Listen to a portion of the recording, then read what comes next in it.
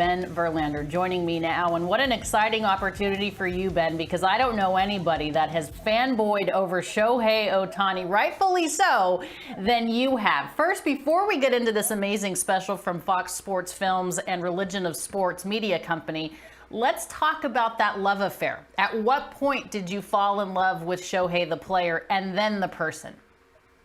You know, it's kind of a long story, but to sum it up, I was a two-way guy in college myself and ended up going away from being a two-way guy because it was so difficult to focus on both, even at the college level. And then I'm playing professionally and start having friends playing in Japan that say, you need to know the name Shohei Ohtani. You're going to be hearing about him soon.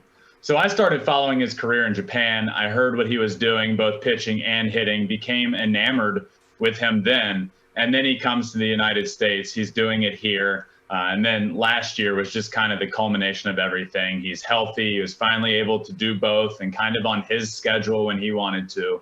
And yeah, it's a little combination of a personal connection from trying to be a two-way guy myself, despite not throwing 100 or being able to hit balls 500 feet. But I know how difficult it is. And I know how much is going on behind the scenes. And that's arguably more impressive to me than what he's able to do on the field. So that's kind of why I just started talking about him as much as I do. And really, I just want people to appreciate and understand what we're seeing while we're seeing it, instead of looking back in 50 years saying, wow, that was actually really cool. Ben, I don't even have to look at the probables on a daily basis. I always know when Shohei is pitching because I just follow you on Twitter. Tell me more about Shohei Day. What is this and what is on your head? Alanna, this is a fantastic question. So I got my wisdom teeth removed last year and came home and was very out of it and was not making a lot of sense and just said, hey, take a picture of me like this. I have no idea why. It is not the most flattering picture. In fact, it is quite ridiculous. And then one day I posted it when Shohei was pitching. I think I just said, like, good luck, or it's Ohtani Day. And he threw incredible. I mean, I think it was the day he had like 6 perfect innings, gave up 1 hit in the end, punched out like 12 guys.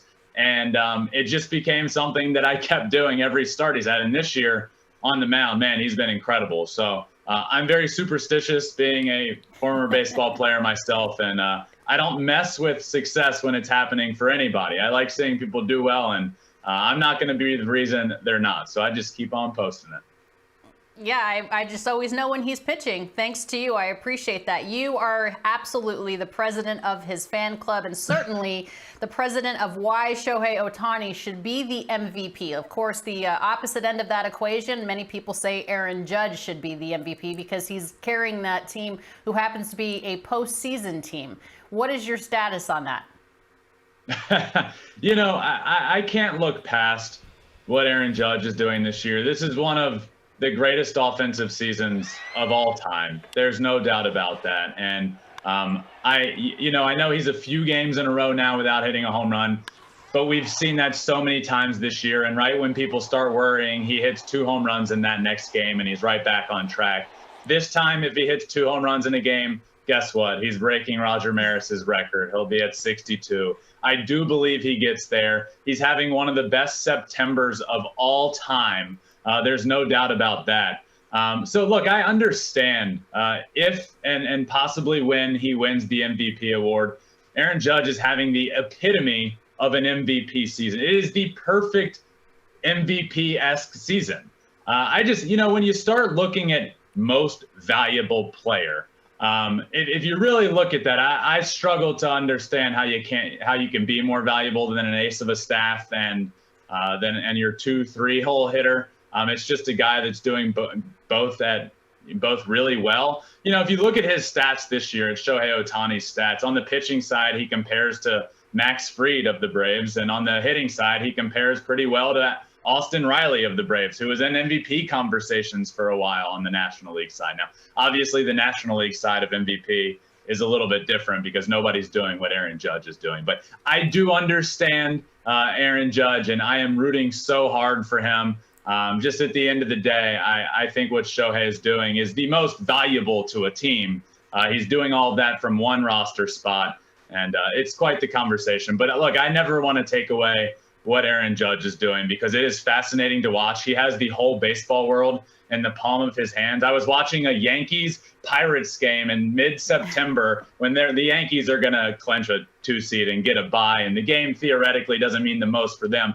I'm locked into every pitch, and that's what Aaron Judge has done. And there's value in that, and what he has done for the baseball world this year is a lot of value as well. So I certainly understand if Aaron Judge wins the award.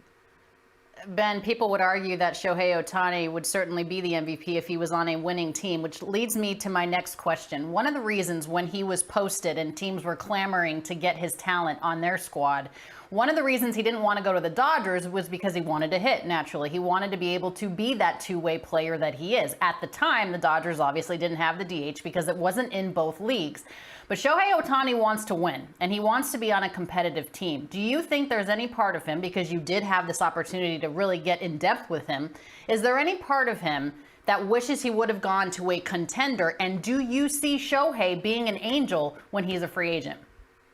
Yeah, that's a great question. And when I sat down with Shohei for this, it wasn't about his future. And obviously we'll get soon to what that was all about. But when I look at the decision he's made, I don't think there's any regrets there. He's come over, he's been able to do what he's done, win a unanimous MVP award, which last year, you're right, you mentioned it. Let's say he had gone to the Dodgers. He probably wouldn't have been the MVP last year because the situation just didn't work out with the DH and everything there. So I think every decision he's made along the way has been the right one so far. And including the decision he had at 18 years old, whether to come over here or not, or to stay in Japan. And that is a question that I was able to ask him in this and really dive into that decision and why he decided to stay in Japan for a few extra years before he came over here. Now, in terms of the future, Shohei's been pretty straightforward about this. We heard what he said, I think it was in the offseason. He said, look, I want to win.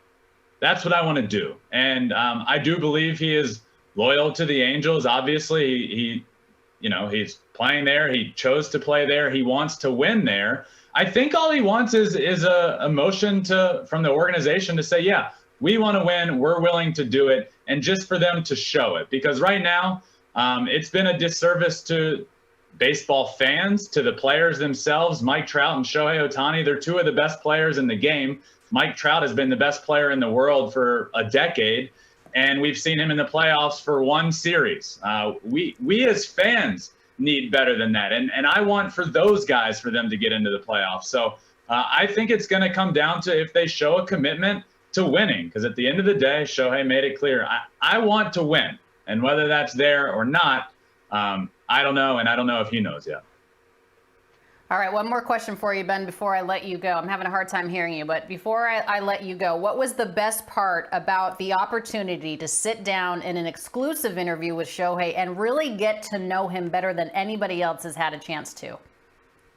Yeah, so it was really special to be able to sit down with him for an hour. Nobody has ever done that in season. So to do that, it's a project produced by Religion of Sports for Fox Sports, and it was an honor. And to be able to go over there to Japan and get so much behind the scenes stuff, exclusive things that have never been seen before, and then for it to culminate by sitting down with Shohei for an hour and being able to talk to him about everything was a special moment for me. And it's something that I'm really excited for the world to see, because he doesn't do things like that. And I found out a lot about myself in this entire process. So this is going to be a really special thing here. And like you said earlier, it releases October 18th on Fox Sports 1 after a playoff game. So it's going to be really cool.